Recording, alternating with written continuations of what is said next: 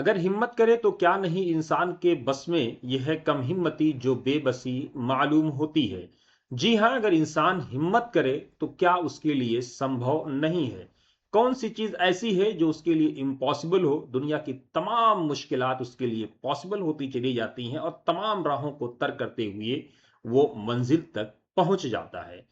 हम बात कर रहे हैं अलीगढ़ मुस्लिम यूनिवर्सिटी की छात्रा अरीबा के बारे में। अलीगढ़ मुस्लिम यूनिवर्सिटी के शोबा इंडस्ट्रियल केमिस्ट्री की रिसर्च स्कॉलर मिस अरीबा ने महात्मा गांधी यूनिवर्सिटी के international and inter university centre for nano science and nano technology में मुनक़िदा international workshop conference advanced materials and manufacturing for biomedical and composite applications में poster पेशकश के जुमरे में थर्ड पोजीशन हासिल की है।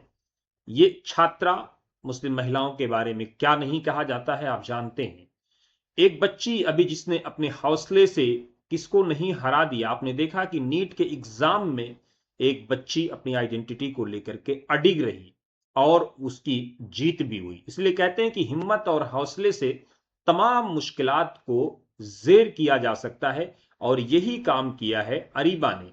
अरीबा ने जहां थर्ड पोजीशन हासिल करके अपना और अपनी यूनिवर्सिटी का नाम रोशन किया है, वहीं अपने दर्शकों को हम ये बता दें कि अरीबा ने स्मार्ट सेंसिंग के लिए मल्टीफंक्शनल हाइड्रोजेल्स में होने वाली हालिया पेशरफ्त पर एक लेक्चर भी दिया। एक बच्ची ने दुनिया को हैरान कर दिया, एक पोजीशन ला करके, एक मकाम ला करके। Areeba department of industrial chemistry के एसोसिएट प्रोफेसर और सदर शोबा डॉक्टर शिहाब अली, जो अलीगढ़ मुस्लिम यूनिवर्सिटी में है, उनकी जेर निगरानी ये पीएचडी कर रही हैं।